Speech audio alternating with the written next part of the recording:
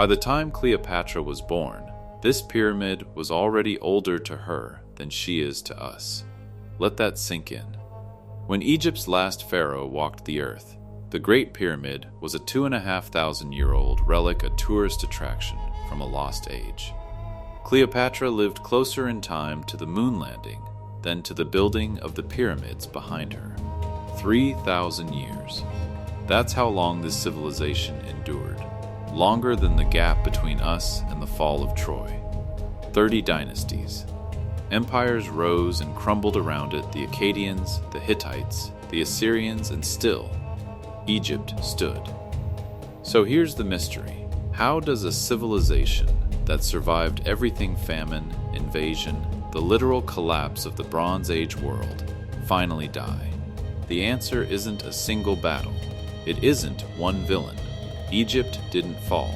It bled slowly across 1,000 years, through droughts that starved it, priests who hollowed it out, and vultures who circled while it was still breathing.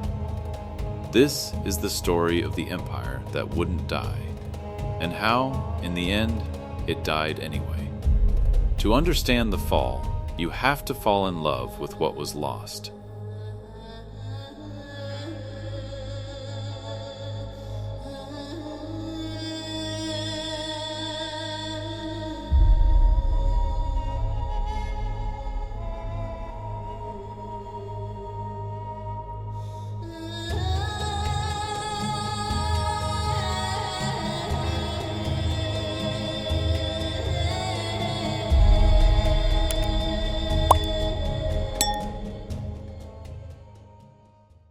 Why did ancient Egypt fall?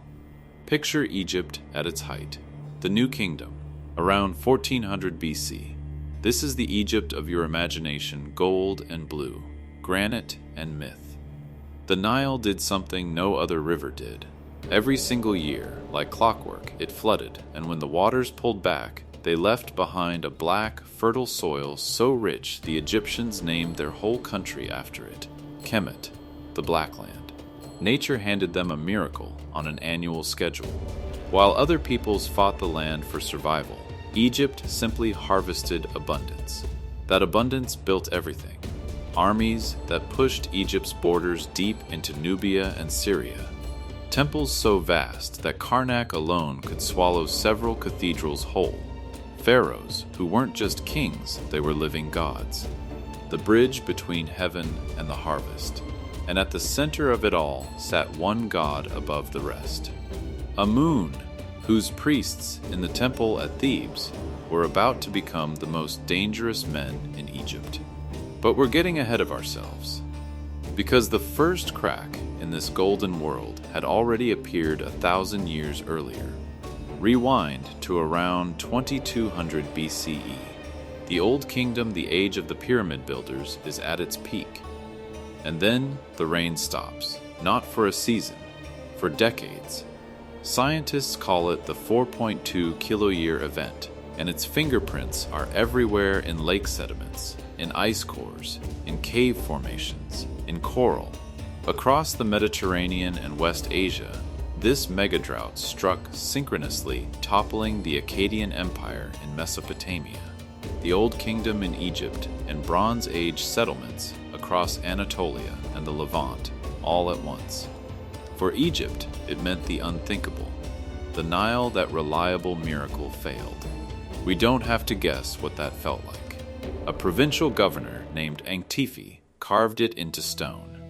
He described a land so desperate that people were reduced to eating their own children. The whole country, he wrote, had become like a starving locust, and the desperate roamed searching for food. The central government in Memphis simply couldn't hold. Power shattered into the hands of local warlords. Historians call this the first intermediate period, the first time Egypt broke apart. But here's the twist that defines this entire story. Egypt came back. It reunified. It rose again into the Middle Kingdom, then the New Kingdom, greater than before. This is the pattern collapse, then resurrection. Again and again, which is exactly why the next blow was so dangerous, because this time the wound wouldn't fully heal. Around 1200 BC, the entire civilized world caught fire. The Great Bronze Age kingdoms, the Hittites, the Mycenaeans, collapsed almost simultaneously, in a cascade of drought, famine, and violence. And out of that chaos came a terror the Egyptians could barely name. They called them, simply, the Sea Peoples, a coalition of displaced raiders sweeping across the Mediterranean, burning cities as they came.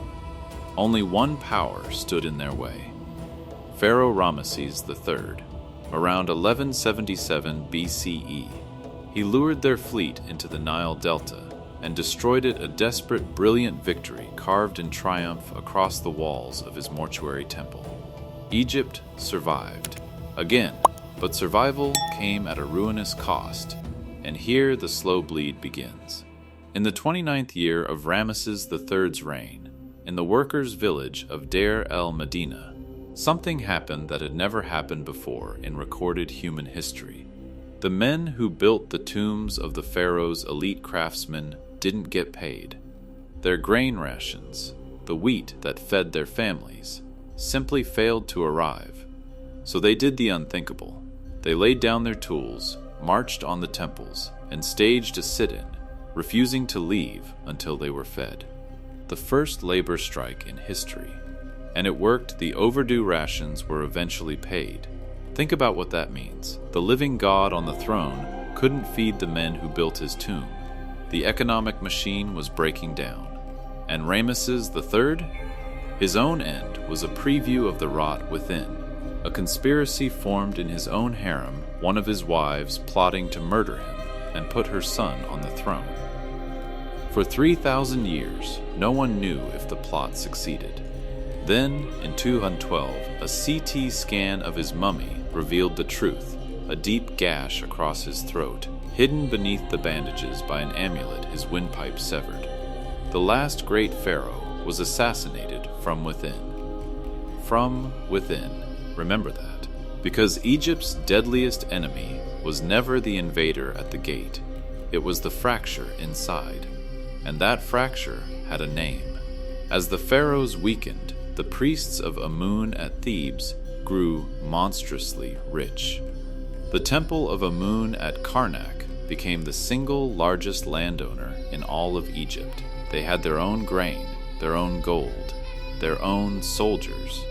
By the twilight of the New Kingdom, the high priests of Amun were no longer loyal servants. They operated a state within a state.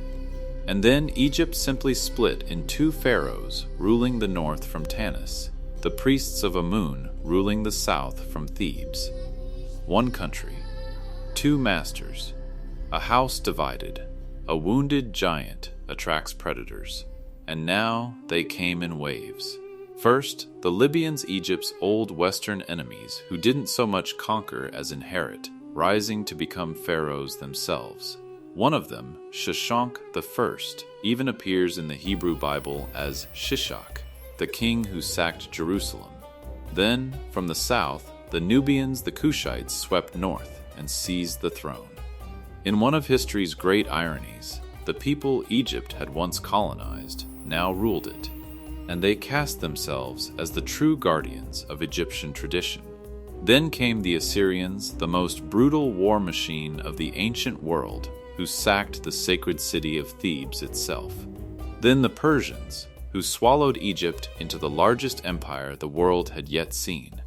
And then, in 332 BC, a young Macedonian named Alexander the Great arrived, and the Egyptians, exhausted by Persian rule, welcomed him as a liberator. When Alexander died, his general Ptolemy took Egypt for himself. And here is the strange truth. The pharaohs who ruled Egypt for its final 3 centuries, the Ptolemies, weren't Egyptian at all. They were Greek. They spoke Greek, married within their own family, and for generations, not one of them bothered to learn the Egyptian language. Not one, until the very last. Her name was Cleopatra VII. Forget the seductress of legend. The real Cleopatra was a political genius fighting an impossible war, the last ruler of an independent Egypt, staring down the rising superpower of Rome. She was reportedly the first of her entire dynasty to actually speak Egyptian, and she was said to command as many as 9 languages. She played the deadliest game in the world. She allied with Julius Caesar, then, after his assassination, with Mark Antony. She was betting Egypt's survival on the outcome of Rome's civil wars. She bet wrong. At the Battle of Actium in 31 BC, the fleets of Antony and Cleopatra were shattered by Rome's future emperor, Octavian. Within a year, Octavian's legions were at the gates of Alexandria. Antony fell on his own sword, and Cleopatra, rather than be paraded through Rome in chains, chose her own death. With her final breath, in 30 BC, 3,000 years of pharaohs ended. Egypt became a province of Rome, a farm to feed an empire that wasn't its own. The empire that wouldn't die was finally dead. So why did Egypt fall? Because there was never one reason. That's the haunting answer. No single sword, no single drought, no single traitor. It was everything, compounding across centuries. A climate that turned against it. An economy that couldn't feed its own workers. A priesthood that hollowed out the throne. A parade of invaders who each took a piece. Egypt didn't collapse, it was worn down, layer by layer, until the thing that made it Egypt simply wasn't there anymore. And maybe that's the most unsettling lesson of all. We imagine civilizations end in fire and catastrophe, but Egypt shows us the truth is quieter. The mightiest empire in human history didn't fall in a day. It faded. The stones are still standing. They watched the whole thing happen, and they're still watching now. The only question that remains is the one they leave with us. If it could happen to the empire that lasted 3,000 years, how permanent, really, is anything we've built? If this story moved you, stay a while. There are more lost worlds waiting.